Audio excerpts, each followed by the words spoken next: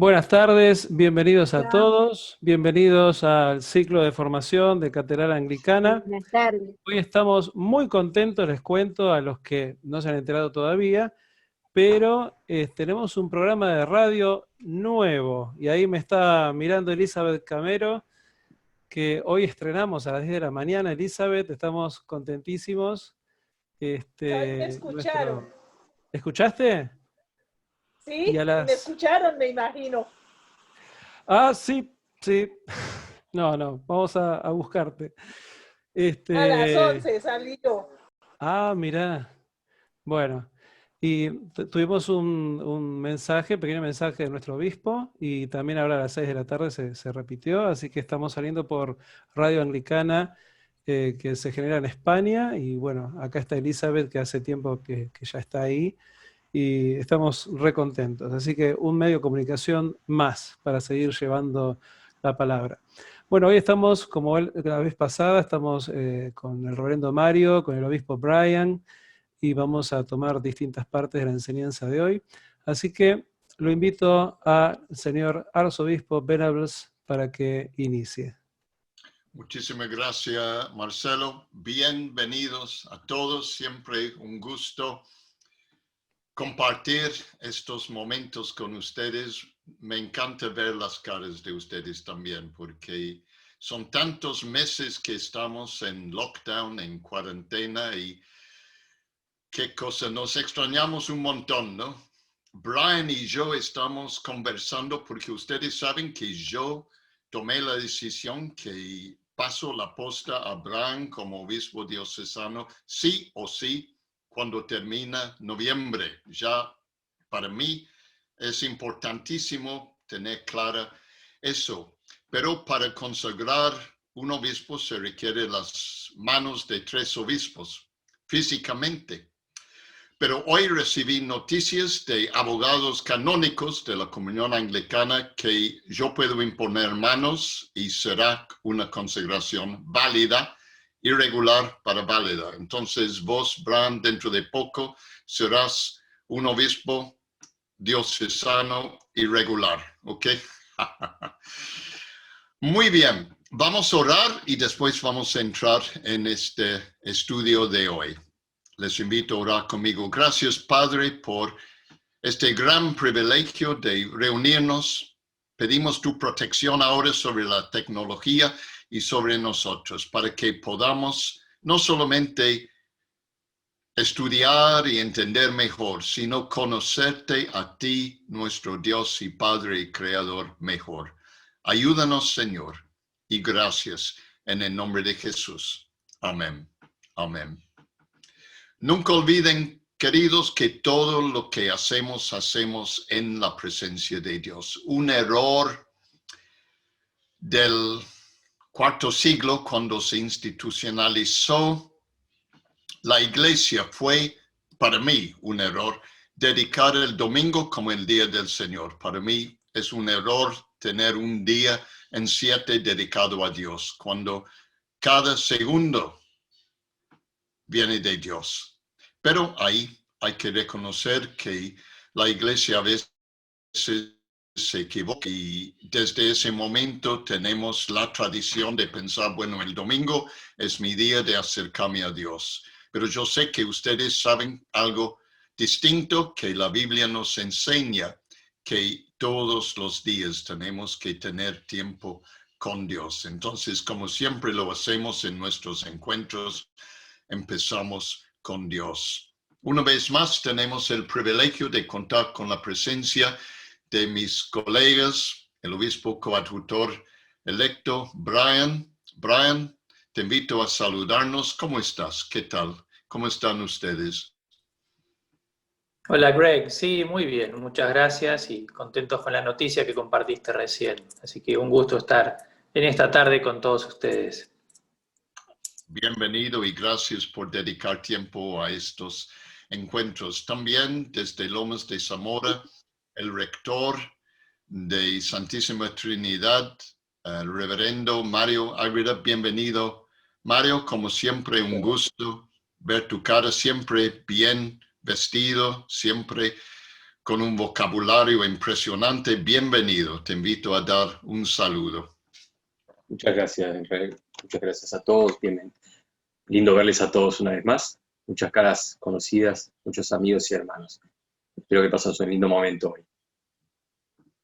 Gracias por darnos tu tiempo, Mario, y muchos saludos para Paula y los chicos no tan chiquititos en estos días. Y también nuestro gran hermano y amigo, el reverendo rector de la Catedral San Juan Bautista de Buenos Aires, el reverendo Marcelo Centurión, últimamente conocido como Marce. ¿Cómo estás, Marcelo? Bienvenido. Gracias, Greg. Es un placer. La verdad que muy contento con todo lo que estamos haciendo y poder participar de eso. Gracias. Muchísimas gracias. Y también quiero agradecer a Dolores, Adriana Dolores, tu esposa, nuestra hermana. Hola, Dolo, ¿cómo estás? ¿Qué tal? Muchísimas gracias por todo lo que vos haces. También a Sandra, ahí vemos tu cara tan lindita, congelada, Sandra, pero gracias por todo lo que tú haces para nosotros también. No sé si John se encuentra con nosotros hoy o no, no le vi todavía. Hasta ahora no ha ingresado. Bueno, cuando entra avísame. Yo recibo preguntas muy interesantes, como ustedes saben. En una entrevista, un periodista el otro día de Inglaterra me dijo, ¿y de dónde viene el título primate? Porque primado en inglés es primate, y el único uso para él de la palabra primate era el uso que tenemos en castellano también. Y tuvo que explicarles que entre los obispos, los supervisores, hay un supervisor de los supervisores, y también hay un primado que es el que cuida una de las 41 provincias de la Comunión Anglicana. Pero como le dije, dentro de poco yo voy a ser exprimido también, exprimido. Y hoy quiero preguntarte, al iniciar esta sesión, ¿cómo estás? Porque la verdad que son días muy difíciles. Veo caras sonrientes, pero yo sé que también son días de ansiedad, de preocupación. Y quiero que nos cuidemos, por favor. Y cuando vos sientas emociones raras, no te asustes demasiado. Según los expertos, eso es normal en estos tiempos. Pero sí te pido, pon a Dios en el lugar más íntimo de tu ser. Ten a Dios no solamente como tu creador y tu salvador, sino como la esencia de tu ser. Y cuando vienen esas emociones difíciles, vayan no a las circunstancias, sino a Él, por favor. Porque el enemigo es un mentiroso y el enemigo, Satanás, quiere controlar nuestras mentes. Y te invito a tener la palabra de Dios cerca, en tu mente. Porque la palabra de Dios va a ir renovándote en tu mente y eso va a afectar todo tu ser. Un amigo hace poco me dijo, me siento como estoy en el desierto. Bueno, no es la primera vez que el mundo se encuentra en el desierto. En el Antiguo Testamento encontramos el pueblo de Dios 40 años en el desierto, pero hubo un motivo. Cuando ustedes busquen Deuteronomio capítulo 8, ahí en los primeros versículos, Moisés dice, recuerda. ¿Por qué dice recuerda? Porque tenemos el costumbre de olvidar las cosas. Recuerda que durante 40 años el Señor tu Dios te llevó por todo el camino desde el desierto. Fíjense, no fue un tiempo perdido. Aún en el desierto Dios nos está llevando. Está con nosotros, aún en el desierto, no les abandonó y Dios no te está abandonando. está contigo en el desierto y tiene propósitos. Y ahí encontramos una palabra medio desagradable para nosotros en castellano, pero es la palabra de Dios. ¿Por qué el desierto? Porque quería humillarnos, pero no en el sentido negativo. ¿Qué quería hacer? Hacernos más humildes, porque el orgullo del ser humano es tan común. Soy tan lleno de mí mismo, tan lleno de autosatisfacción, autosuficiencia. Y a veces Dios me hace caminar en el desierto para que yo pueda aprender a ser más como Él, porque Dios es humilde. Entonces no menosprecia estos momentos en el desierto. También dice, te puso a prueba para conocer lo que había en tu corazón, pero no es que Él necesita saber, tú tienes que conocer tu corazón. Y yo te pregunto, ¿qué estás aprendiendo de ti mismo en el desierto? ¿Qué te está revelando de ti en estos tiempos difíciles? Busquen con honestidad una autoevaluación. Y luego en el próximo versículo dice, te humilló, te hizo pasar hambre, pero luego te alimentó con maná, comida que ni tú ni tus antepasados habían conocido, con lo que te enseñó que no solo de pan vive el hombre, sino de todo lo que sale de la boca del Señor. ¿Qué quiere el Señor? Que tengamos hambre. Y en el desierto vamos a tener hambre. ¿Hambre por qué? Porque Él quiere darnos comida que no hemos conocido. Aprendan de Dios en el desierto. Y vas a ver que hasta ahora tu entendimiento ha sido muy chiquitito. Dios quiere que tengamos hambre para recibir comida que todavía no hemos recibido. Dios tiene tanto para darnos, pero tenemos mentes y entendimientos chiquititas. Abre tu corazón a Dios, a su Espíritu, a su palabra. Ahora, ustedes captan la importancia de la palabra de Dios. Es una revelación. Y estamos considerando ya, Mario nos ayudó la última vez con la suficiencia de las Escrituras. Luego, Brian nos hablaba sobre cómo se armó el canon de Escrituras. Hoy día tenemos el privilegio de escuchar a Marcelo ayudándonos a entender qué valor tiene para nosotros el Antiguo Testamento. Marcelo, te doy la palabra. Gracias, Greg. Bueno, le voy a pedir a Dolo que ponga el 7º artículo que habla del Antiguo Testamento. Y como explicaba Greg cuando empezamos esta serie sobre los 39 artículos, esto se fue generando como algo histórico que se escribió también en reacción de controversias del momento.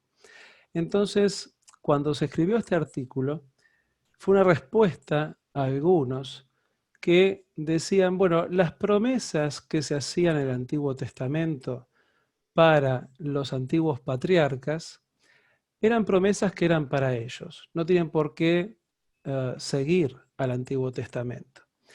Y frente a estas aseveraciones se escribió este artículo 7º. Por eso dice, el Antiguo Testamento no es contrario al Nuevo, puesto que en ambos, Antiguo y Nuevo, se ofrece vida eterna al género humano por Cristo, que es solo el mediador entre Dios y el hombre. Y después dice, por lo cual no deben escucharse los que se imaginan que los antiguos patriarcas solamente tenían su esperanza puesta en promesas temporales. O sea, lo que dije antes, en que esas promesas fueran solamente para ellos. No, esto es algo en el plan de Dios, es algo eterno, es algo que era para el futuro, para nosotros y lo que vendrá. Quiero, antes de seguir, aclarar una cosita nada más. La vez pasada, Brian nos explicaba que el Antiguo Testamento estaba formado por la Biblia hebrea y que luego se habían agregado los llamados deuterocanónicos. Hay un movimiento actual, y esto es algo que siempre nos recuerda nuestro amigo Tom Hanks, que por respeto a las relaciones interreligiosas, le decimos al Antiguo Testamento Biblia hebrea. Porque a veces en la tradición judía, si uno dice Antiguo Testamento, bueno, no es cuestionado, pero si uno dice Biblia hebrea, ahí no tenemos problema. Así que puede ser que use estos dos términos de cualquier forma. Volviendo al anterior, quisiera poner la primera filmina entonces, donde vemos ahí la continuidad del antiguo hacia el nuevo. Y lo que quiero resaltar, que es algo fascinante y que a mí la verdad me emociona, es que Dios ha creado todo un pueblo para que naciera su hijo. Es decir, Dios podría haber hecho lo que hizo de millones de formas diversas, pero ha creado específicamente todo un pueblo para que ahí nazca el Mesías. ¿Podemos poner la siguiente?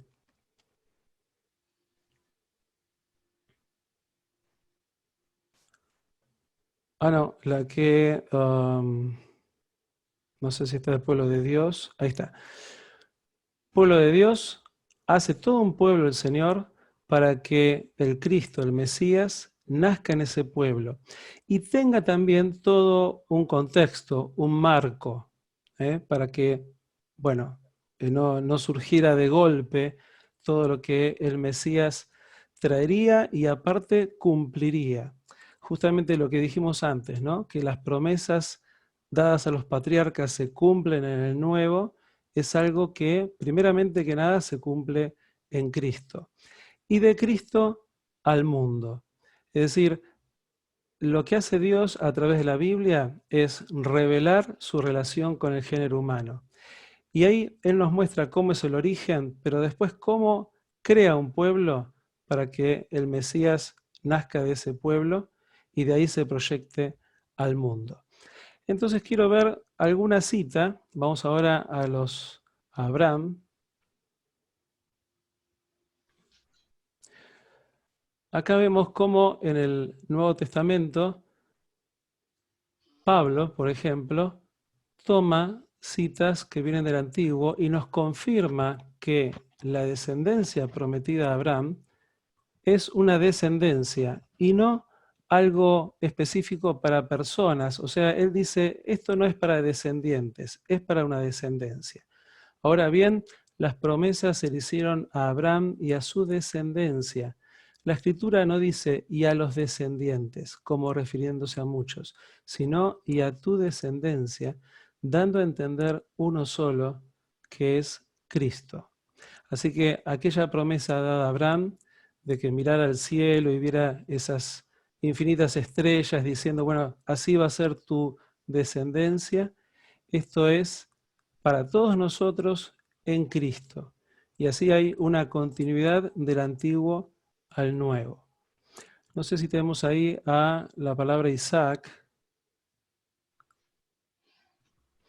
Bueno, Isaac como prefigura de Cristo, ¿no? Estoy hablando de los patriarcas porque el título, el número 7, habla de los antiguos patriarcas. Isaac, hijo de Abraham, es prefigura de Cristo. Es decir, Dios le pide a Abraham que no que ponga a prueba a su hijo, sino que se entregue totalmente a Dios, ¿sí? Dios nunca pensó en sacrificar a Isaac, sino quería que Abraham pudiera entregar la totalidad, ¿sí? Y esto es un llamado para cada uno de nosotros, en nuestra relación con Dios, poder entregar la totalidad. E Isaac es la prefigura de Cristo, pero en este caso, Cristo, que está siendo ofrendado, que es la víctima perfecta, Él es Dios mismo que toma el lugar. Esto, por más que sea una prefigura, en el caso de Isaac, en el caso de Cristo, nos habla de este amor eterno, porque Dios no pide a nadie que esté en su lugar, sino que es el mismo que viene a morir por cada uno de nosotros. Vamos a la siguiente filmina. Jacob es el nieto de Abraham. Vamos a Hechos, Nuevo Testamento. El Dios de Abraham, de Isaac y de Jacob, el Dios de nuestros antepasados, ha glorificado a su siervo Jesús. Ustedes lo entregaron y lo rechazaron ante Pilato, aunque éste había decidido soltarlo. Bueno, acá se nombra otra vez a los patriarcas, se nombra a los tres. Así que esto es confirmación de lo que el artículo 7 está diciendo. Y quiero ver la próxima del primer Adán y el segundo Adán. Otra vez la continuidad, ¿no? Primer Adán es el que cayó en pecado, es el que introdujo a toda la humanidad en una naturaleza caída, y la Biblia dice que así como por un hombre entró el pecado, por otro hombre somos salvados de las consecuencias del pecado, que es la muerte. Esta cita es de Romanos. Sin embargo, desde Adán hasta Moisés, la muerte reinó, incluso sobre los que no pecaron, quebrantando un mandato, como le hizo Adán, quien es figura de aquel que había de venir. Ahí está otra vez, figura de aquel que había de venir. Pero la transgresión de Adán no puede compararse con la gracia de Dios, pues si por la transgresión de un solo hombre murieron todos, ¿cuánto más el don que vino por la gracia de un solo hombre? Jesucristo abundó para todos. Quiero volver un momento al artículo, al 7.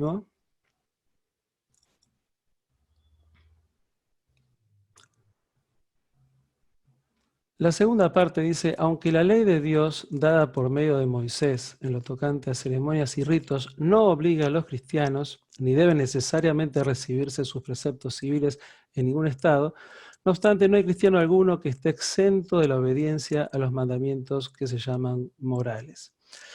Bueno, acá hay toda una cuestión, ¿no? Porque también en el Nuevo Testamento vemos que a veces Pablo criticaba a lo que él llamaba judaizantes, ¿no? Porque quería que los gentiles también hicieran cosas o ritos que hacían normalmente los judíos. Y Pablo dice, no, eso es judaizante, no hace falta.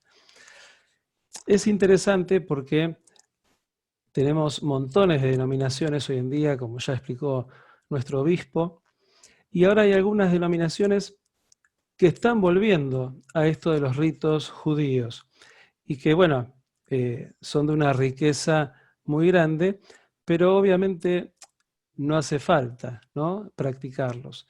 Y ahí es interesante que a veces uno piensa, bueno, pero estas denominaciones deben crecer, quién sabe, entre los judíos mismos. Y a veces uno ve que no, que esas denominaciones tienen un montón de personas que no son judías, pero que les encanta por ahí todo lo que es el rito judío. Bueno, acá está bien en claro que no hace falta, que sí, estamos obligados a las cuestiones morales y todo lo que surge de la teología, de la revelación, pero no hace falta conservar ritos de la Biblia hebrea. Esta continuidad de la que estoy hablando, quiero hacer una sola mención más para ir redondeando y terminando.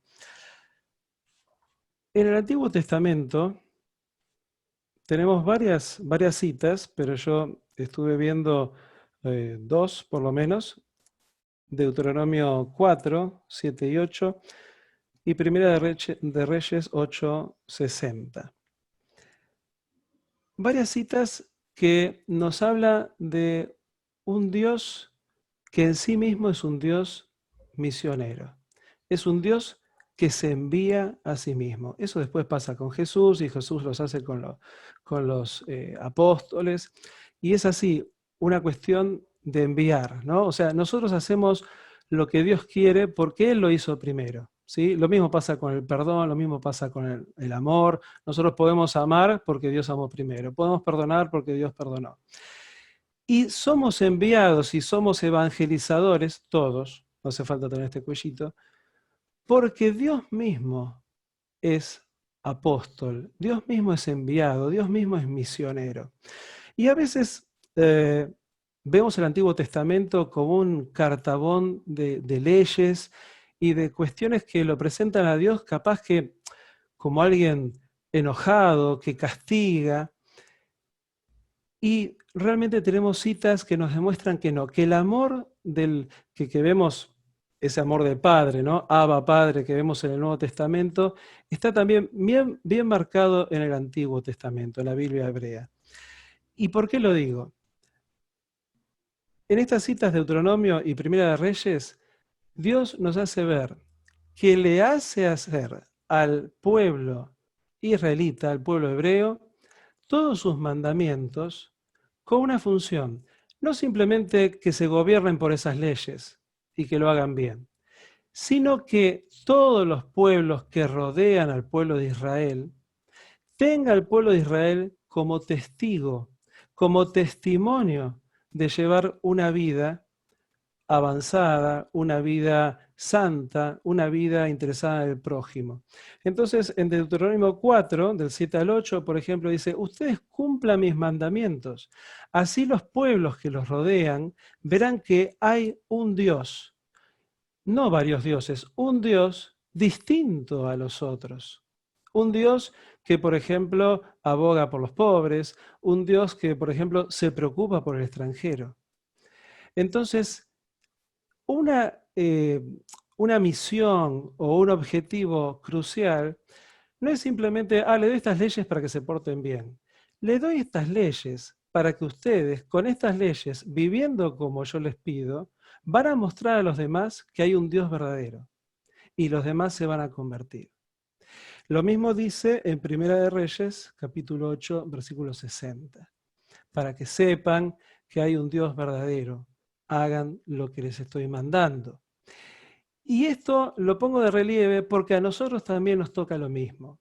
En la última cena, en el capítulo 17 de Juan, nos dice Jesús, bueno, yo voy a orar por todos los creyentes. Voy a orar por estos y para que los que estos prediquen también crean. Y para que sean uno. Y siendo uno, los demás vean y se conviertan.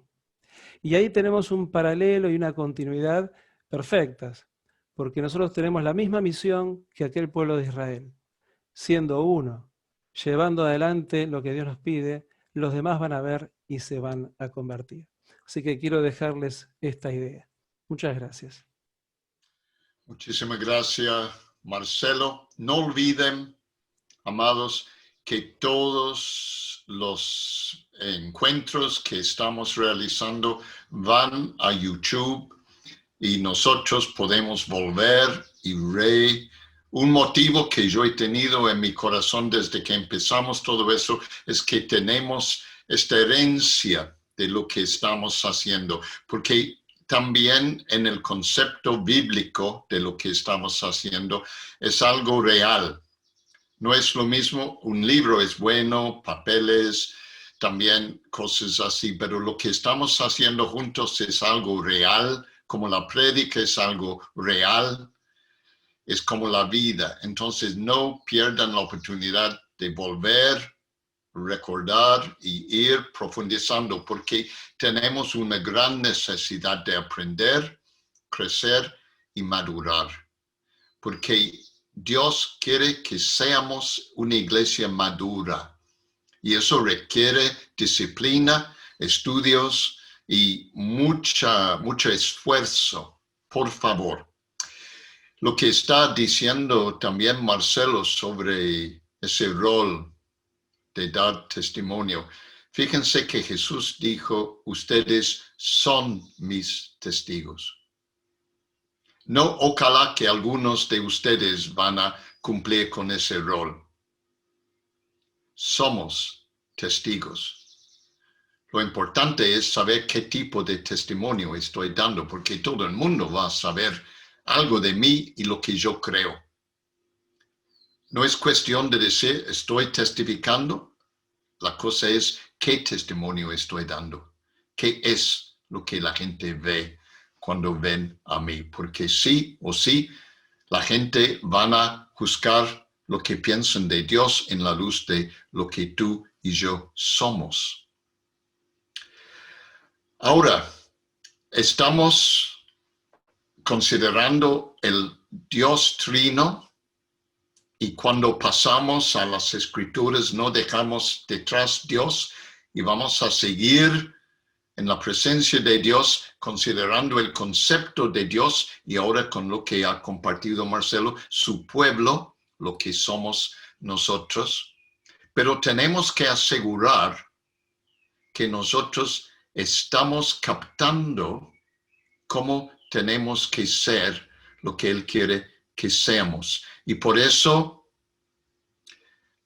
los artículos ponen juntos Dios, Padre, Hijo, Espíritu Santo y luego la palabra. ¿Por qué digo eso? Porque ustedes y yo necesitamos palabra y espíritu. Hay los en la iglesia que ponen todo sobre la palabra, como si palabra, palabra, palabra, palabra. Hay otros que bailan y caen al piso y ponen todo el esfuerzo sobre el espíritu. El cristiano verdadero pone énfasis sobre palabra y espíritu. Tesalonicenses capítulo 1, versículo 5, nos dice con las palabras de Pablo, nuestro evangelio les llegó no solo con palabras, sino también con poder, es decir, con el Espíritu Santo y con profunda convicción. El evangelio tiene que ser predicado, conocido, entendido en palabras. Por eso tenemos la revelación de la palabra. Y dentro de poco vamos a estar considerando los credos. Pero también viene con el Espíritu Santo, que nos da no solamente conversión y entendimiento, sino profunda convicción. Gracias, Dolo. ¿Por qué quiero enfatizar este punto? Porque no depende de ti. Tú vas a reaccionar con fe a la revelación. Pero el Espíritu Santo hace algo en ti.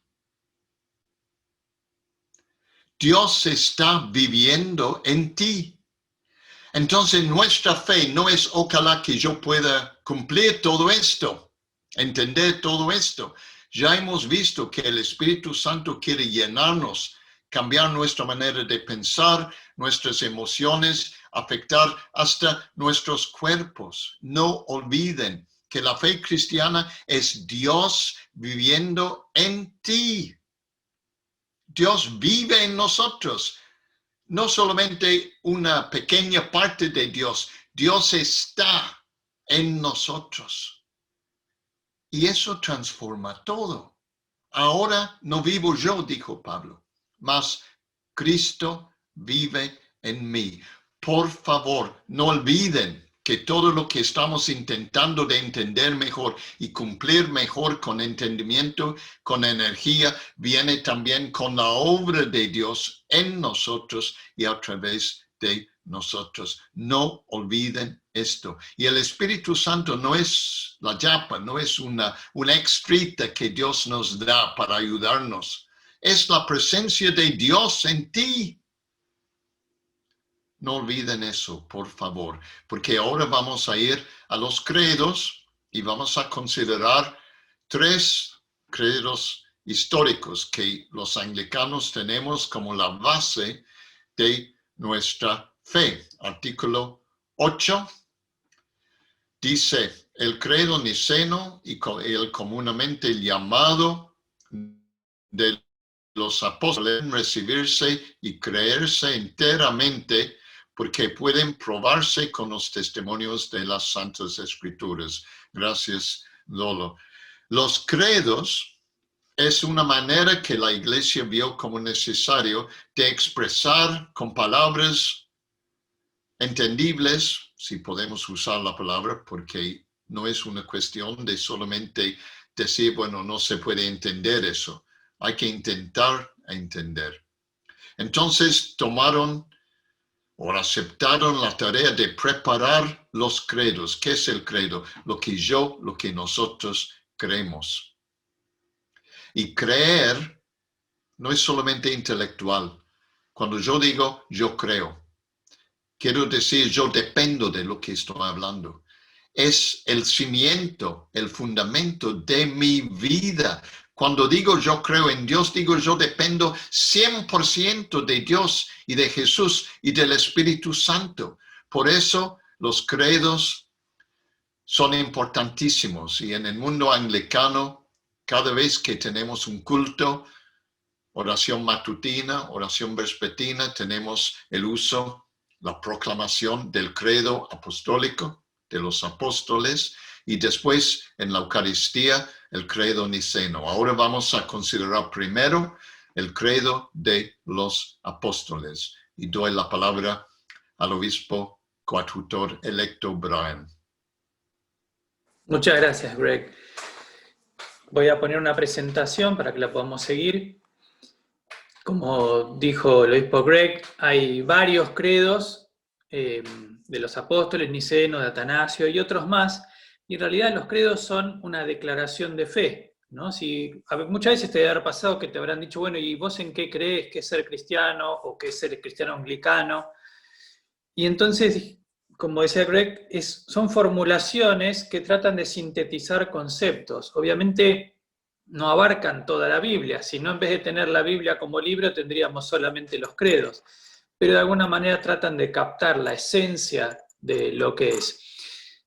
Por ejemplo, en 1 Timoteo 3:16, que está ahí en pantalla, es un credo de alguna manera. Cristo se manifestó en su condición de hombre, triunfó en su condición de espíritu y fue visto por los ángeles. Fue anunciado a las naciones, creído en el mundo y recibido en la gloria. Es un credo, es una declaración. Y así, con el paso del tiempo, se fueron construyendo estos credos. Hoy vamos a estar mirando, o yo voy a estar compartiendo en este momento, el credo que llamamos el credo de los apóstoles.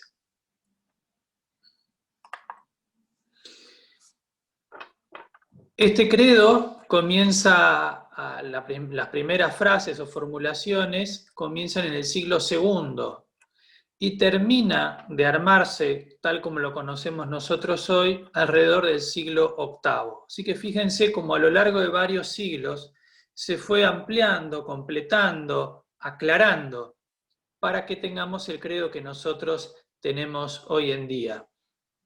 Son muy antiguos, son credos muy antiguos que como cristianos los hemos sostenido, guardado durante muchísimo tiempo.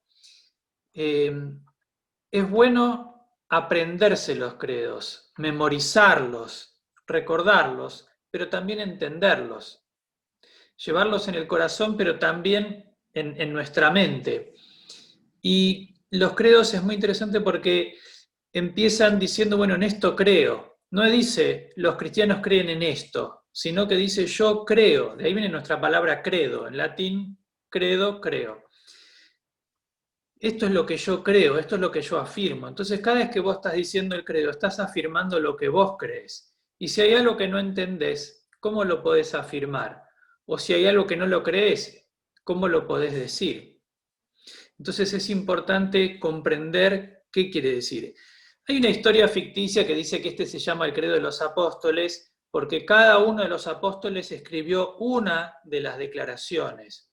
Pero no es así, eso es un poco una historia ficticia. En realidad es porque todas las enseñanzas de los apóstoles que están atestiguadas en la Biblia están reflejadas en este credo. Es decir, si uno agarra este credo y agarra la Biblia, va a mirar y son compatibles. No hay nada que el credo esté diciendo que no esté en la Biblia.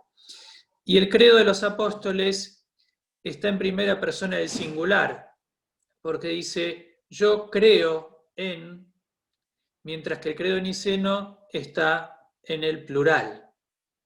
Así como hay alabanzas que son congregacionales que cantamos y están expresadas en plural y otras en singular. Lo mismo ocurre con los credos, el apostólico y el niceno. Pero es hacerse cargo de lo que uno dice cuando uno está declarando el credo. Y el credo, lo primero que uno se da cuenta es que es trinitario, porque hay una parte que se refiere a Dios Padre, otra a Dios Hijo y otra a Espíritu Santo. Las tres personas de la Trinidad. Ustedes saben que la palabra Trinidad viene de tres, más unidad, o sea, tres en uno. Y el credo, en el credo tenemos encerrado, englobado, esto de quién es el Padre, quién es el Hijo y quién es el Espíritu Santo. Así que vamos a ir recorriendo uno por uno de estas partes. En primer lugar, ¿cómo empieza el credo? Creo en Dios Padre Todopoderoso, Creador del cielo y de la tierra. Esta declaración empieza con Dios, como la Biblia empieza con Dios. No hay que explicar a Dios, ya se acepta como una verdad, como una realidad. Dios es Dios. Por eso el credo empieza diciendo Dios, Dios Padre. Y es todopoderoso y creador, pero no solo porque creó todo lo que nosotros conocemos, sino porque además lo sustenta, lo cuida, lo protege. No es que Dios creó el universo y como si fuera un juguete a cuerda, que le da cuerda y lo deja libre y ve qué pasa, sino que Dios se ocupa de su creación. Y eso lo vemos sobre todo en la figura de Jesús. Siempre está presente en la historia de la humanidad, en tu historia, en tu vida y en mi vida. Por eso decimos que es todopoderoso, para Él no hay nada imposible. Ese es el Dios en el quien creemos y en quien descansamos. Y además dice que es el creador del cielo y de la tierra. Y acá nos viene bien en castellano entender que cuando hablamos de cielo y tierra, no estamos hablando del cielo, las nubes o las estrellas, sino de lo que no vemos, lo que nuestros sentidos no perciben. En otros idiomas, como en el inglés, hay una distinción entre lo que es el cielo creado, nubes y estrellas, y lo que es lo espiritual. Lo que comenzamos diciendo es que Dios creó todo, lo material y lo inmaterial, lo material y lo espiritual. Ese es el Dios en quien creemos. Él es el que comienza todo lo que nosotros podemos vivir, ver, tocar, oler, palpar. Después pasa, después de Dios Padre, Dios Hijo. ¿Quién es Jesús y su obra por nosotros? Y dice, creo en Jesucristo, que es su único Hijo. No hay otro como Él. Por eso dice que es único Hijo. No es que hay muchos o hubo varios que fueron llegando. Jesús no es un profeta, es mucho más que un profeta, como va a decir después el mismo credo. Y Él es nuestro Señor. Cuando nosotros declaramos Señor, no estamos diciendo, hoy en día hay muchos señores, a los hombres le decimos señores, pero hay que entenderlo en el contexto, que la palabra Señor tenía una carga muy fuerte, porque el Señor tenía esclavos, era el amo. Tendría más fuerza si hoy dijéramos amo, es nuestro amo. Es aquel quien nosotros voluntariamente nos entregamos y a quien queremos servir y obedecer. Entonces, cuando decís el credo, estás declarando que Jesús es tu amo, que es tu todo, que es tu Señor y es a quien vos querés servir, amar y obedecer. Y después dice que fue concebido por obra y gracia del Espíritu Santo y nacido de la Virgen María. Acá está diciendo que Jesús es 100% humano y 100% divino, que fue una acción del Espíritu Santo, una obra espiritual, pero además se encarnó, se hizo carne. Jesús nació como bebé, creció, pasó por las distintas etapas, tuvo hambre, tuvo sed, se cansaba, lloraba, murió, todas las cuestiones que tienen que ver con lo humano. O sea que no era un fantasma o algo fuera de este mundo simplemente, sino que Dios vino a nosotros, se encarnó, vivió como uno de nosotros. Por eso la importancia lo que sigue, padeció bajo el poder de Poncio Pilato. Esta frase le da un contexto histórico a Jesús. En aquella época no es como hoy que fechamos diciendo, bueno, estamos en el año 2020 y diríamos, en el año 2020 comenzó una pandemia, el coronavirus, etc. Pero en aquella época la manera de fechar era en el tercer año del rey o del emperador tanto, ocurrió tal cosa, hubo un terremoto, hubo una hambruna, lo que fuere. Entonces decir que mencionar a Poncio Pilato le da el contexto histórico. Fue en esa época y en ese mismo momento que pasó lo que pasó con Jesús, que Él vino. Es decir, Jesús no es un mito, no es una leyenda, sino que fue alguien real y concreto que caminó en un lugar específico y en un tiempo específico. Por eso le pone ese contexto histórico. Y después dice que fue crucificado, y ya conocemos lo terrible que es la muerte en la cruz, lo espantoso, lo doloroso, la agonía, lo vergonzoso de la cruz. Que murió y que fue sepultado. Esto que nosotros por ahí lo decimos tan rápidamente, tenía una carga muy fuerte antes, porque había una discusión teológica acerca de si Jesús realmente había muerto. Es más, si Jesús realmente era cuerpo, si no sería solo espíritu. Por eso el credo lo que viene a decir es, sí tenía cuerpo, sí era humano y divino, y sí murió, no fue en apariencia, no fue un simulacro, que eran discusiones de aquel momento. Y dice que descendió a los infiernos. Y esto es una palabra un poco tramposa, porque para nosotros infierno, la imagen que inmediatamente tenemos es la de sufrimiento, como la morada del diablo, un lugar de castigo. Y si uno piensa y dice, ¿cómo Jesús va al infierno? ¿Qué sentido tendría? Es que la palabra infierno viene originalmente del latín, inferno, que es debajo de algo que está inferior. Nosotros tenemos la palabra inferior, porque la mentalidad era que cuando uno muere, el lugar donde van los muertos es un lugar que está debajo de la tierra.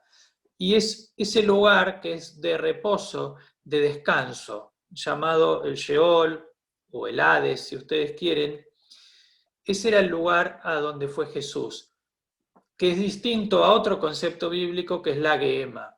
La Gehenna era el lugar de sufrimiento, era el basurero de Jerusalén. En aquel momento toda la basura se quemaba para que no hubiera pestes, infecciones, todo se arrojaba a un costado en un valle que estaba siempre el fuego prendido, eso se llamaba Gehenna. Ese era el lugar digamos, de sufrimiento y dolor, donde a nosotros nos viene la idea de infierno. Pero en realidad donde Jesús fue, no fue a eso, sino fue al Sheol, al lugar del descanso.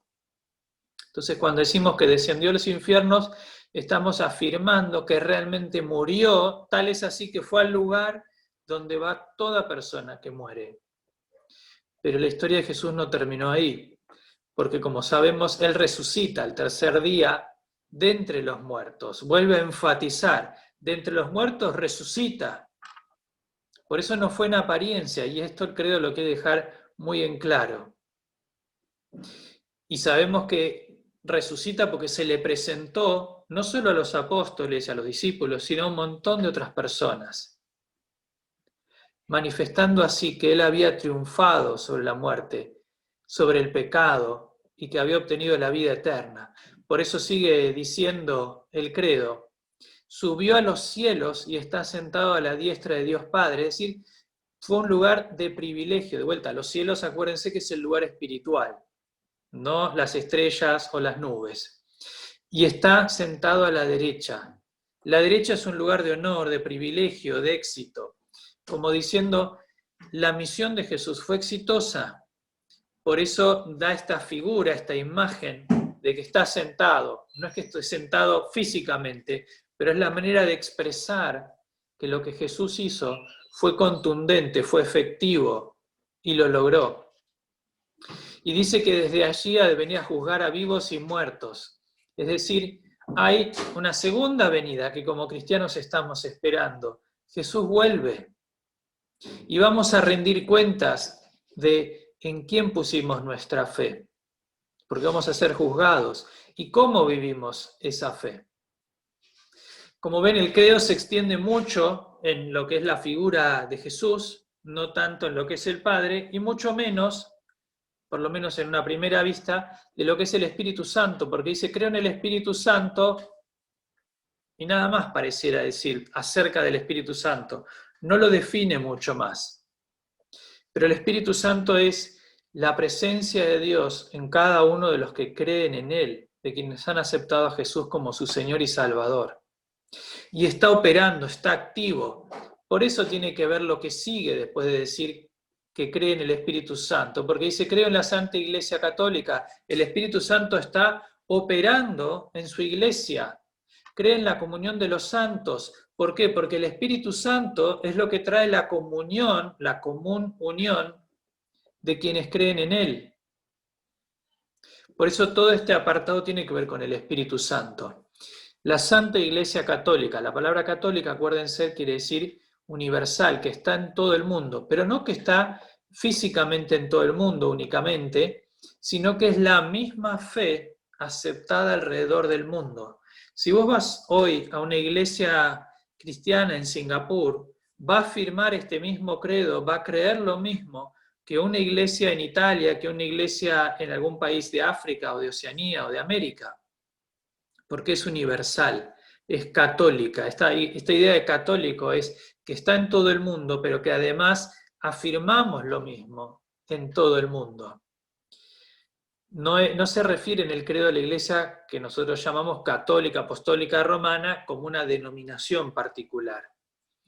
La común unión de los santos son los apartados. Muchas veces creemos que el santo es el que tiene la aureola o quien recibe veneración. Santo es aquel, dicho en popular, el que patea para Dios, el que juega en el equipo de Dios, el que fue apartado por Dios, salvado a través de la muerte de Jesús en la cruz, y es del equipo de Dios. Eso quiere decir santo.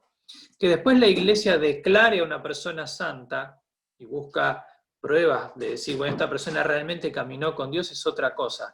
Pero creemos que estamos unidos con nuestros otros hermanos y hermanas creyentes, aquellos que además fueron separados por Dios. Esa es la común unión que tenemos con ellos. El perdón de los pecados, Dios te perdona. Dios te perdona. Si vos te arrepentís, Dios te perdona. No importa lo que hayas hecho. ¿Cuántas veces a la gente le cuesta perdonar a otros? O a veces mucho más perdonarse a sí mismo. Dios te perdona. La resurrección de los muertos y la vida eterna. Cuando morimos es el comienzo, no es el final. Como cristianos creemos en esa vida eterna. Y el credo termina así, afirmando que esta vida es temporal, pero que comienza acá mismo lo que es la vida eterna. Yo te quiero animar a que el credo lo puedas aprender, lo puedas entender, lo puedas declarar y puedas volver a él como una nuez, como el centro de lo que es el Evangelio. Muchas gracias, Greg.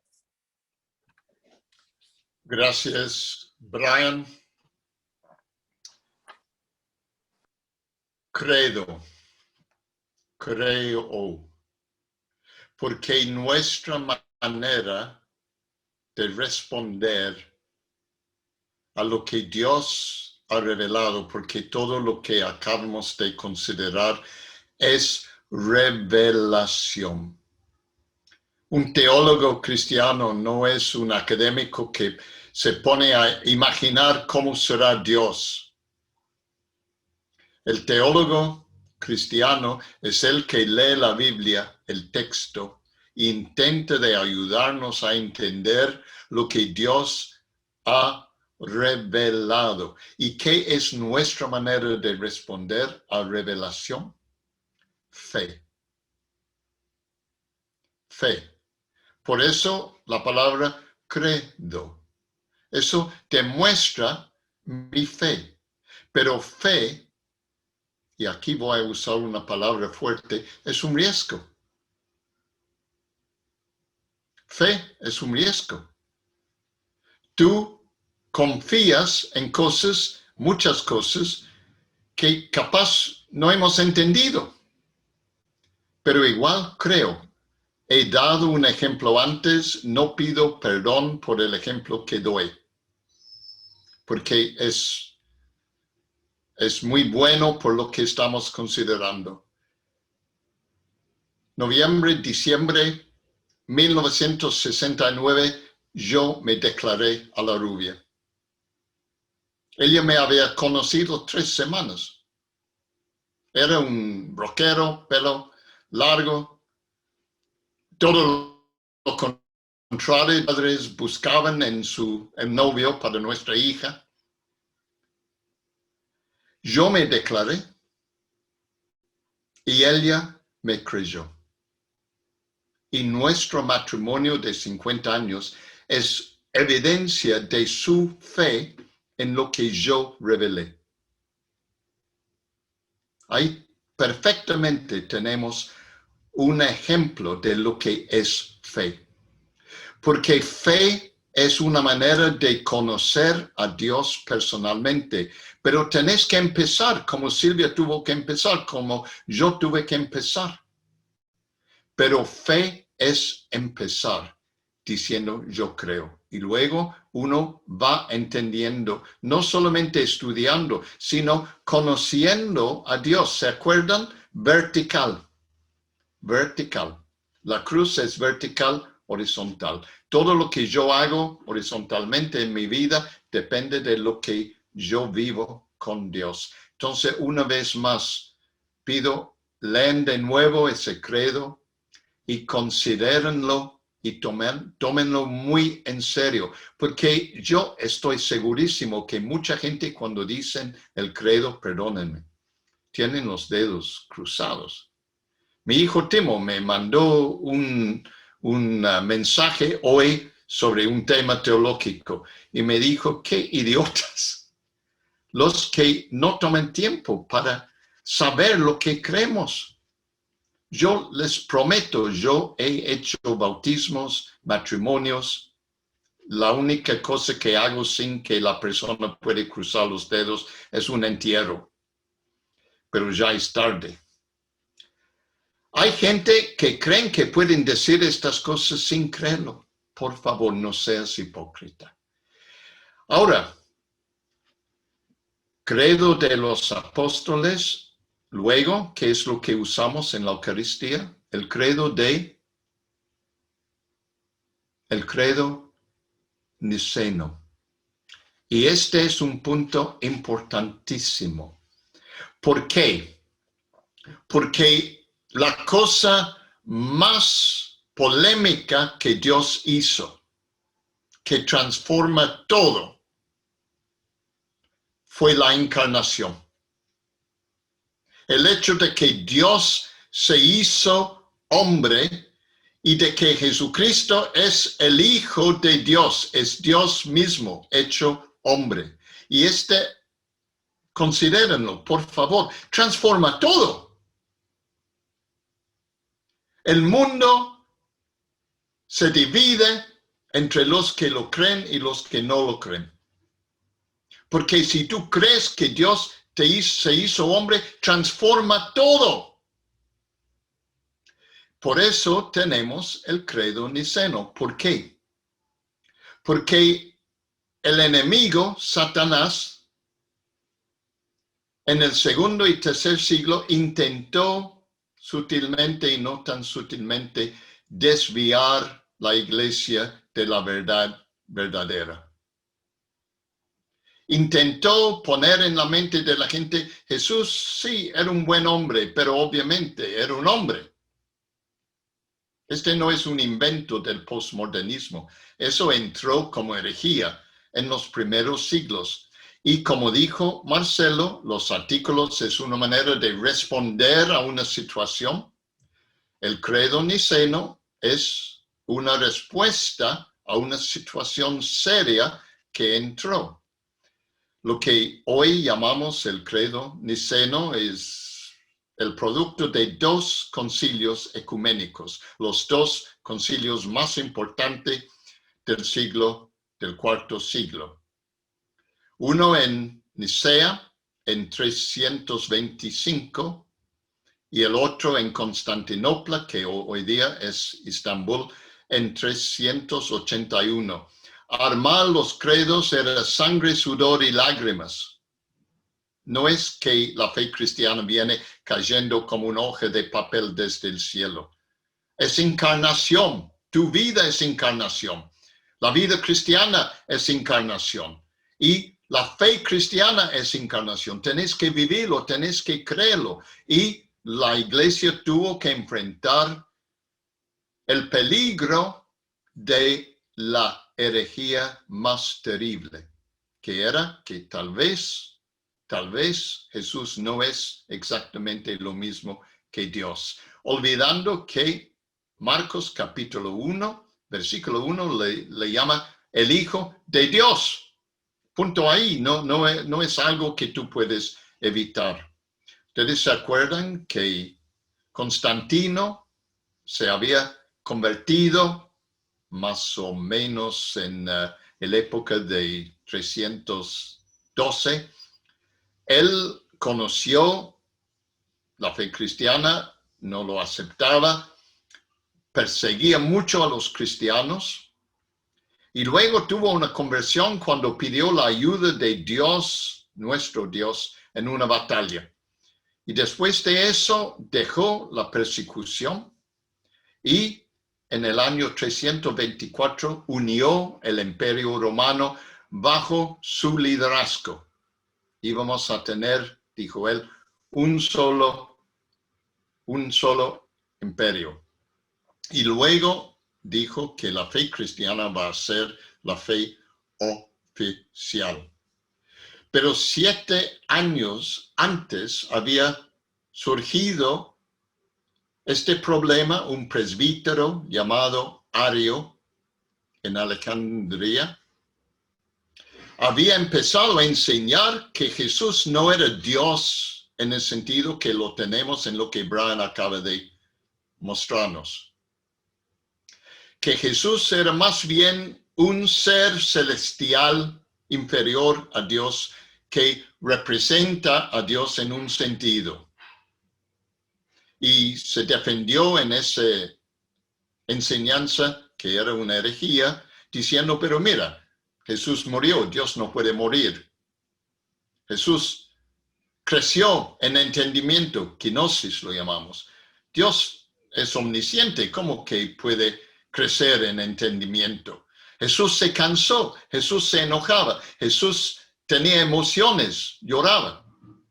Entonces no puede ser que Dios en el sentido que nosotros. Y obviamente es mucho más fácil, amados, ser monoteístas con un solo Dios y no monoteístas con una Trinidad. Mucho más fácil decir, sí, los unitarianos creen eso, ¿no? Que Jesús, los testigos de Jehová también, que Jesús no es lo mismo que Dios. Entonces, Constantino llamó el primer concilio ecuménico oficial reconocido. Y ahí tuvieron el debate fuerte que resultó después con la afirmación del concilio en Istambul, en Constantinopla, unos años después, en lo que llamamos el credo niceno, que dice, Jesús, el Hijo de Dios, es Dios y tiene la misma adoración y gloria que Dios. Y el Espíritu Santo también. Ustedes captan la importancia de eso. Hay sectas que dicen que Jesús es un hijo de Dios con H pequeña y que el Espíritu Santo es energía. No. El Espíritu Santo es el Espíritu de Dios con nosotros. ¿Por qué es tan importante? Primero, como digo, porque es la base de la fe cristiana, la encarnación. Pero segundo, porque es el punto clave que Satanás no puede aceptar. Satanás no puede aceptar que Dios se hizo hombre. Para Satanás es una blasfemia que Dios Todopoderoso, Santo, se hizo hombre, ese bicho bípedo que vive en la tierra. Satanás no lo aguanta. Nosotros tenemos bastante con frecuencia a veces de ministrar a gente que han jugado con cosas prohibidas espiritualmente y tenemos que limpiar, orar, a veces echar fuera espíritus malignos. Se identifica espíritus malignos muchas veces porque no pueden decir Jesucristo vino en la carne, que Jesús es el Hijo de Dios. Se identifican. Un amigo mío, una vez extrañaba tanto a su abuela que empezó a buscar una mujer que era medio y podía conectarse con los... Y él vino y me dijo, he hablado con mi abuela. Yo dije, no, prohibido, no lo hace. No, pero es mi abuela. Y la abuela de él yo la había conocido, una mujer santa. Yo dije, si tú insistes en volver para hablar con tu abuela, pregunta a tu abuela si Jesús es el Hijo de Dios hecho carne. Y lo preguntó al medio. La mujer se congeló, cayó desmayado y después al recuperarse empezó a vomitar y le salía de su boca con la voz de la abuela palabras feas. Nunca el amigo olvidó esa experiencia. Satanás odia la encarnación. Por eso el credo niceno es importantísimo, porque nos deja sin duda que hay un solo Dios, Padre, Hijo y Espíritu Santo. No tenemos tiempo esta tarde de estudiarlo en detalle, pero te invito a tomar tu libro de oración común antes de dormir y leerlo y después reconocer que tenemos aquí algo que transforma todo, que Dios es Padre, Hijo y Espíritu Santo. Quiero dar tiempo ahora a Mario para compartir con nosotros sobre el credo de San Atanasio, porque también eso figura entre nuestros credos. Mario, muchísimas gracias por acompañarnos y te doy la palabra para ayudarnos a entender algo sobre el credo de San Atanasio.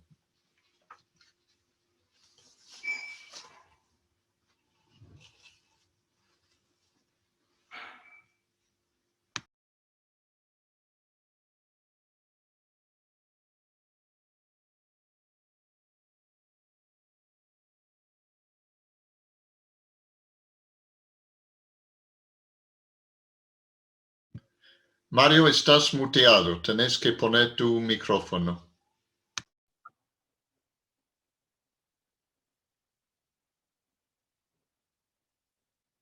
¿Ahí me puedo escuchar? Te escuchamos, por favor. Adelante, Mario. Muchísimas gracias. Sí, necesito, si me pueden otra vez permitir en presentaciones, presentar justamente. Agregue, Mario. Gracias, Sandra.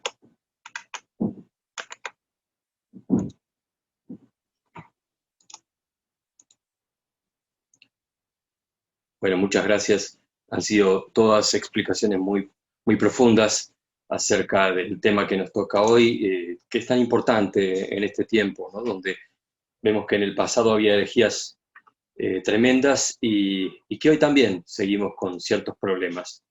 De todas maneras, en el momento en el cual en el segundo, tercer, cuarto siglo se iban desarrollando estas herejías, era necesario también tomar pasos importantes para poder sostener la fe recibida de los padres, ¿no es cierto? La fe recibida por los apóstoles.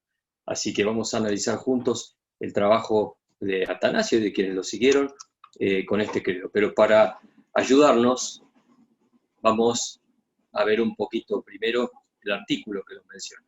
Vemos que el credo niceno y el de los apóstoles se han recibido de esa manera y en el original de 1571 y 1062 reafirmado dice que los tres credos, esos dos, y el de Atanasio, eran de autoridad y referencia. Este credo es un credo que está firmado en las catequesis anglicanas. Los credos, bueno, naturalmente creemos porque están basados en las escrituras y son enseñanza fiel de esa escritura. ¿Cuáles son los credos que aceptamos? Esos tres. Y el de Atanasio es un antiguo documento que proclama la naturaleza de encarnación y de Dios en Trinidad. Eso es lo que dice nuestro catequesis del Libro de Oración Común de 1979. Básicamente tiene esos dos elementos como forma más esencial de su enseñanza, ¿no es cierto? Ahora, el texto del credo es extremadamente largo y es una forma dialógica. Entonces, ahí quizás, si queremos poder leerlo todo, les voy a pedir ayuda a algunos de los miembros que están aquí, participantes en este momento. Yo no sé si es factible darles voz a algunos participantes para que lo puedan leer, porque es muy, muy largo. Si no, vamos a tener que omitir la lectura del credo y a la enseñanza. Son 8 páginas. ¿Será posible? Mario, sí, pero a ver, ¿lo podemos leer de aquí o querés que lo leamos desde otro lugar? Sí, no. Quienes quieran leer una página, puede leer una página y pasar a otra, porque al ser 8 páginas se vuelve un poco tedioso escuchar a una sola persona. Ok, yo arranco y después vamos pasándolo, ¿les parece? Fantástico, gracias. El credo de Atanasio. Todo el que quiera salvarse debe ante todo mantener la fe católica. El que no guardare esa fe íntegra y pura, sin duda perecerá eternamente. Y la fe católica es esta, que adoramos un solo Dios en Trinidad y Trinidad en unidad, sin confundir las personas ni dividir la substancia, porque es una la persona del Padre, otra la del Hijo y otra la del Espíritu Santo. Mas la divinidad del Padre, del Hijo y del Espíritu Santo es toda una, igual la gloria, coeterna la majestad. ¿Quién quisiera seguir? Tienen que simplemente desmutearse. Sí, me ofrezco para leer la segunda página. Adelante. Así como el credo es el Padre, así como es el Padre, así es el Hijo. Asimismo, omnipotente es el Padre, omnipotente. Reverendo, ¿Me escuchan? discúlpeme, un segundo. Pasa la hoja 2. Adriana. Mario, perdón.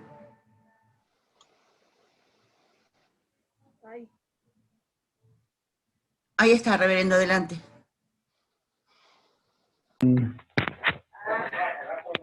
Ok, ahora sí. Así como es el Padre, así es el Hijo, así el Espíritu Santo. Increado es el Padre, increado el Hijo, increado el Espíritu Santo. Incomprensible es el Padre, incomprensible el Hijo, incomprensible el Espíritu Santo. Eterno es el Padre, eterno el Hijo, eterno el Espíritu Santo. Y sin embargo no son 3 eternos, sino un solo eterno. Como también no son 3 incomprensibles, ni 3 increados, sino un solo increado y un solo incomprensible. Muchas gracias, reverendo. ¿Continúo? Sí, Okay. es el Padre, ¿Tercera? omnipotente el Hijo, omnipotente el Espíritu Santo.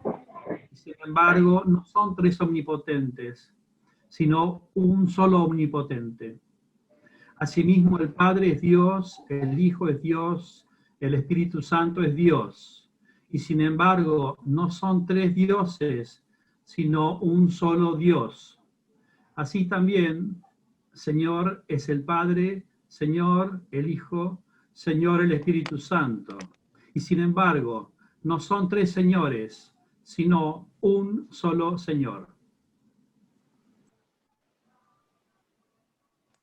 Porque así como la verdad cristiana nos obliga a reconocer que cada una de las personas de por sí es Dios y Señor, así la religión católica nos prohíbe decir que hay 3 dioses o 3 señores, el Padre, por nadie es hecho, ni creado, ni engendrado. El Hijo es solo del Padre, no hecho ni creado, sino engendrado. El Espíritu Santo es del Padre y del Hijo, no hecho ni creado, ni engendrado, sino procedente.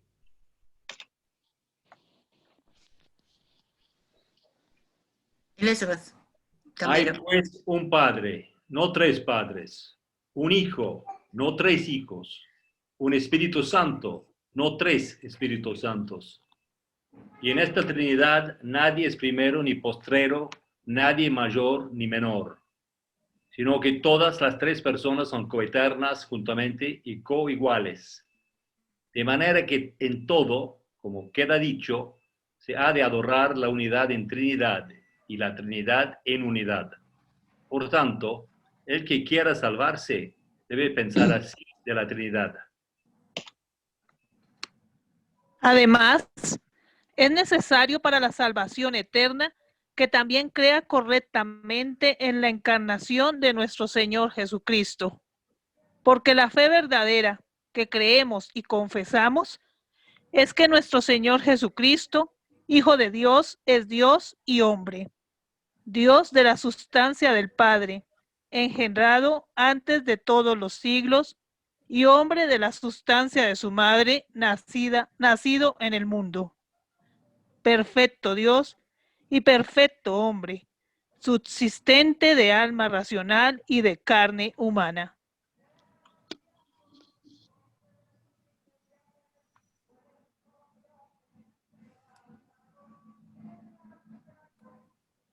Igual al Padre según su divinidad, inferior al Padre según su humanidad, quien, aunque sea Dios y hombre, sin embargo no es dos, sino un solo Cristo.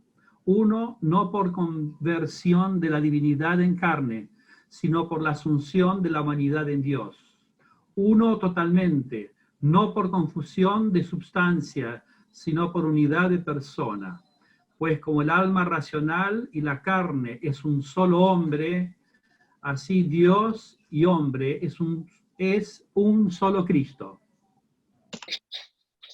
El que padeció por nuestra salvación descendió a los infiernos, resucitó al tercer día de entre los muertos, subió a los cielos, está sentado a la diestra del Padre, Dios Todopoderoso, de donde ha de venir a juzgar a vivos y muertos, a cuya venida todos los hombres resucitarán con sus cuerpos y darán cuenta de sus propias obras.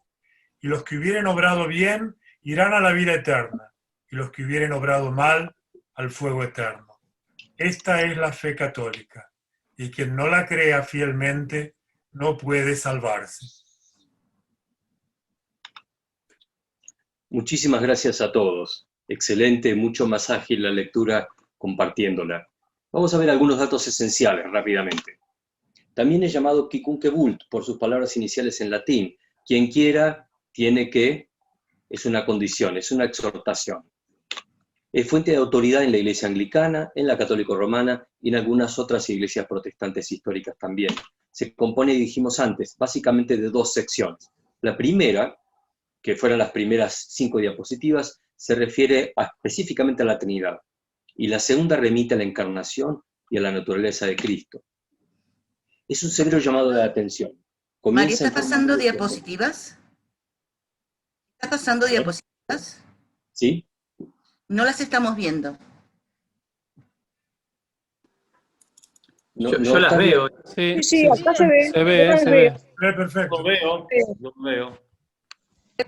Adelante, perdón. Bueno, decíamos que es un severo llamado de atención porque afirma que es indispensable para la salvación adherir a estas afirmaciones. ¿De qué manera lo hace? Bueno, vamos a ver un poquito quién fue Atanasio, para ver tremenda autoridad, ¿no es cierto?, para escribir una cosa así. Atanasio el Grande, o el Confesor, fue un obispo en Alejandría por 45 años, y no lo fue en forma consecutiva porque soportó 17 años en 5 exilios, por obra de 4 emperadores romanos. Es decir, que tuvo problemas con todo el mundo.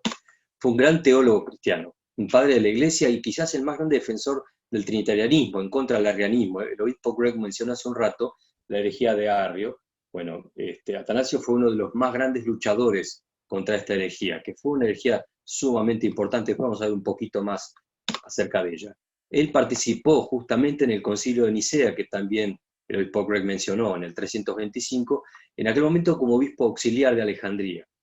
Luego, unos pocos años después, fue nombrado el obispo diocesano de Alejandría. Atanasio fue reconocido como uno de los pilares de la Iglesia y fue un promotor notable del concepto de encarnación. Tomó en Juan 1.1, ¿no? En el principio existía el Verbo y el Verbo estaba con Dios y el Verbo era Dios como su elemento sustancial. Esto fue tan importante que alguien sostuviese, con ese tipo de autoridad, sostuviese esto, el logos, el Verbo era Dios, no era una cosa, hoy lo damos por sentado, en aquel momento había fuertes tensiones. Tanto es así que en la Iglesia ortodoxa se lo reconoce como el padre de la ortodoxia, en la Iglesia del Oriente, ¿no es cierto? Y fue la primera persona dentro del padre de la Iglesia que identificó exactamente los mismos 27 libros del Nuevo Testamento que tenemos hoy. Es decir, que fue un precursor también de la Biblia tal como la conocemos. Atanasio muere en el 373, después de todas esas vicisitudes, y la mención más antigua de este credo forma parte de una compilación de homilías, pero del siglo VI, de Cesario de Arles, en Francia, por lo cual se interpreta, a pesar de que la copia más antigua data recién del siglo VIII, que este credo fue conocido especialmente en el sur de Francia y en España. Hacia el siglo XVII se lo atribuyó a Atanasio, hasta ese siglo, pero después se empezó a tener algunas dudas, y en el año 1940 se encontró un manuscrito, Excerpta, de Vincent de Lerins, justamente en Francia, que escribe hacia el 440 después de Cristo, es decir, más de 50 años después de la muerte de Atanasio, y que contiene parte de este texto, y aparte en el mismo estilo, por lo que algunos teóricos lo sostienen que en realidad el autor pudo haber sido este hombre, Lerins, quizás alguno de sus discípulos también, pero ciertamente tiene claramente el estilo de Atanasio. Vamos a ver también un análisis breve, no nos alcanza el tiempo para hacer algo más extenso, pero la parte histórica y teológica, ¿no? Acá dijimos al principio que hay dos elementos importantes, una doctrina trinitaria y una doctrina cristológica. Vamos a analizar ahora entonces la parte inicial de la doctrina trinitaria. Esto se expresa básicamente como una lucha con dos herejías fundamentalmente, ¿no es cierto? La primera es el sabelianismo, una herejía que sencillamente dice que el Padre, el Hijo y el Espíritu Santo son meramente manifestaciones de un solo Dios. Es decir, no son tres personas, como dice la doctrina de la Trinidad, ¿no? No son tres personas, como dice claramente también el credo, sino una sola, y el Espíritu, el Padre y el Hijo son meras manifestaciones. Esto también se llamó modalismo, y el modalismo sigue vigente hasta el día de hoy en pequeños subgrupos. Si bien la postura modalista, la que diga, existió desde el siglo II en la Iglesia, en realidad es bastante antigua, el sabelianismo en particular concebía que toda la plenitud de la deidad moraba en Cristo.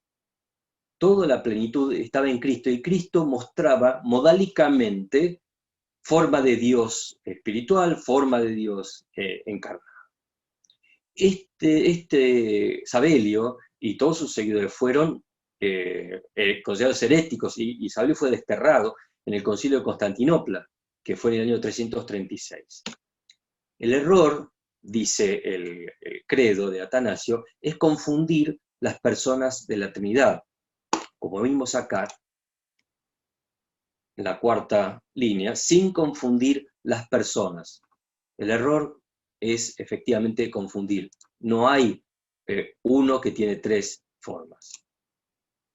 Vamos a la siguiente doctrina. El siguiente herejía que atacó es lo que el obispo Greg mencionó antes, el arrianismo.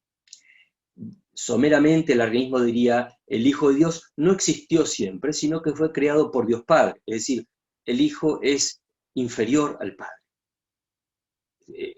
Arrio era un hombre sumamente inteligente y seguido por mucha gente en aquel tiempo, y creó un cisma, naturalmente. Él decía, básicamente, Cristo es inferior y es criatura del Padre. El primer concilio de Nicea, en el 325, lo consideró herético, y luego fue exonerado por Constancio y por Valente. Estos emperadores, Constancio II y Valente, fueron aquellos que lo exiliaron justamente a Atanasio, ¿no es cierto? Por eso tuvo ese largo episcopado, lo tuvo en forma muy, tuvo que irse a diversos lugares exiliado y no pudo seguir siendo el obispo hasta que finalmente vuelve a Alejandría. Finalmente, Arrio fue condenado en el primer concilio de Constantinopla en el 381. Ahí sí quedó bien en claro y definida la doctrina trinitaria y fue eliminado el arrianismo. El error, dice, es dividir su substancia, como vimos acá, sin confundir las personas, ni dividir la substancia. Dios no puede dividir su substancia, Dios es uno, no puede tener distintas substancias. Es una trinidad, una expresión de tres personas, pero en unidad. Vamos a ver entonces rápidamente, disculpen la velocidad, pero realmente no hay mucho tiempo, la otra parte de este credo, que es la doctrina cristológica, es decir, de la línea 29 hasta la 44, la última parte, que va contra otra herejía, que es el nestorianismo, básicamente.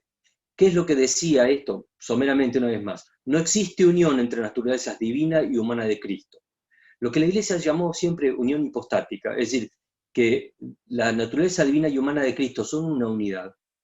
El nestorianismo y el cisma posterior dijeron que no, que efectivamente Cristo tenía dos naturalezas. Era por un lado divino y por otro humano.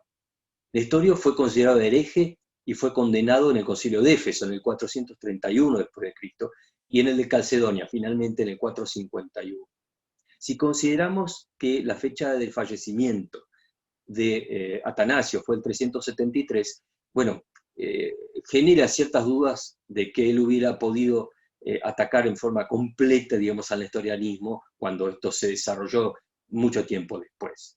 Por eso ese es otro de los elementos que diría, bueno, efectivamente es posible que haya habido amanuenses o haya habido otros discípulos que hayan elaborado en base a las defensas, a las apologías de Atanasio, el texto de esta doctrina de credo Atanasio. El error, decía el credo, es distinguir entre las naturalezas de Cristo, como vimos en la línea 12 acá, quien, aunque sea Dios y hombre, sin embargo no es dos, sino uno solo, la unidad de Dios, ¿no es cierto? Esto es central. No se puede dividir a Dios. Son tres personas, pero con una misma sustancia, en unidad. ¿Qué importancia tiene para nuestra fe hoy? Bueno, en principio la forma exhortativa y dogmática de su escritura ha sido fuente de críticas, especialmente en la Iglesia anglicana. En muchos casos hoy no se lo utiliza regularmente, a diferencia de otros dos credos aceptados. ¿Por qué? Porque es esencialmente una diatriba, no en el sentido peyorativo del término, sino por el contrario. Es una apología, es una defensa de la fe verdadera, de tres elementos terribles que eran tres herejías que iban a destruir la Iglesia.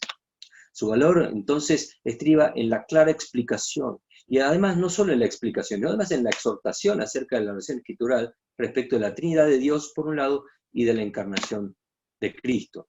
Por eso, si bien su estilo puede ser extremista en su exhortación, recordemos que cuando dice se necesita, si el que no adhiere a esto pierde la salvación, no podemos dejar de olvidar lo que nos dijo el apóstol Pablo en la carta a los Romanos. Si confiesas con tu boca que Jesús es el Señor y crees en tu corazón que Dios lo levantó entre los muertos, serás salvo. Es decir, que la condición esencial de salvación tiene que ser la confesión y la fe. ¿No es cierto? ¿De qué? De que Jesús es el Señor. Entonces, confesiones paralelas o complementarias se vuelven difíciles de admitir, ¿no es cierto? Y por eso la Iglesia lo vio como algo más histórico, como algo que tiene que ver con una lucha en la cual se tenía que definir el contenido esencial de nuestra fe. Ahora, no es esto menor si uno tiene que considerar que esto podía salvar a la Iglesia de gravísimos errores al negar el señorío de Cristo, porque tampoco debemos olvidar que lo que nos decía el mismo apóstol Pablo, en Cristo Dios estaba reconciliando el mundo consigo mismo, en Cristo y no fuera de Cristo. No hay alternativa.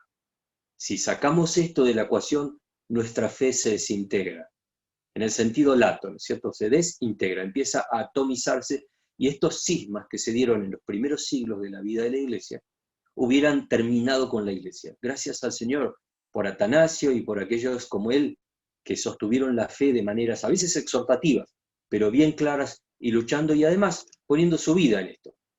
Este es un poco someramente lo que es el credo de Atanasio y también la importancia que tiene para nosotros. Obispo Greg. Muchísimas gracias. Perdí 5 minutos, se me cortó el internet aquí, tuvo que ir, volver a conectar todo. Gracias, Mario. Excelente. Se nos fue el tiempo. El viernes que viene vamos a retomar nuestro tema entrando en los próximos artículos.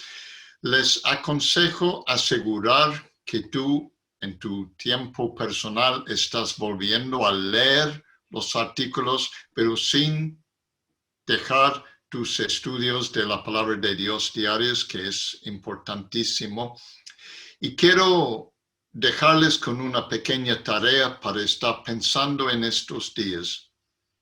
¿Cuáles son las herejías de nuestros tiempos? ¿Cuáles son los puntos donde hasta gente en la iglesia se está apartando de la revelación que Dios nos ha dado en la palabra de Dios? ¿Qué son las cosas que hoy día estamos cambiando según nuestra cultura en vez de cambiar nuestra cultura en la luz de la revelación que Dios nos ha dado?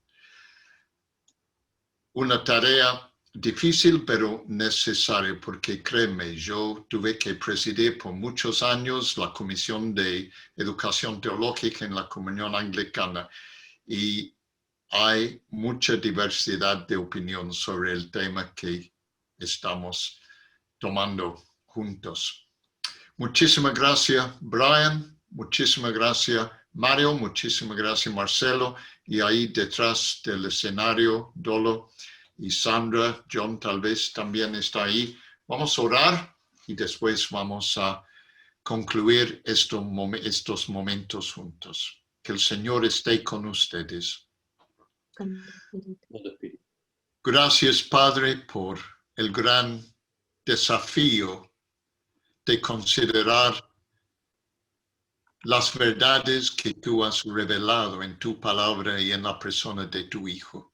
Gracias por la claridad que tú nos has ayudado a entender. Pedimos en forma muy especial tu misericordia sobre este mundo, especialmente en estos días difíciles, y en forma muy especial tu misericordia sobre la iglesia cristiana, para que podamos afirmar las verdades que nuestros antepasados buscaron afirmar en los credos y luego en estos artículos tan importantes. Y ayúdanos a nosotros a ser luz como parte de la luz que tú eres, que tu Hijo eres también y que el Espíritu Santo comparte con nosotros, Señor, para que haya luz en la oscuridad. Y ahora que la paz de Dios, que excede todo entendimiento, guarde sus mentes y corazones en el conocimiento y el amor de Dios y de su Hijo Jesucristo nuestro Señor. Y que la bendición de Dios omnipotente, Padre, Hijo y Espíritu Santo, esté con cada uno de nosotros ahora y para siempre. Amén y amén. Que el Señor les bendiga. Será hasta el próximo viernes. Hasta luego. Hasta el próximo viernes. Chao. Muchas gracias. Chao a todos. Gracias. Chao. Gracias por estar.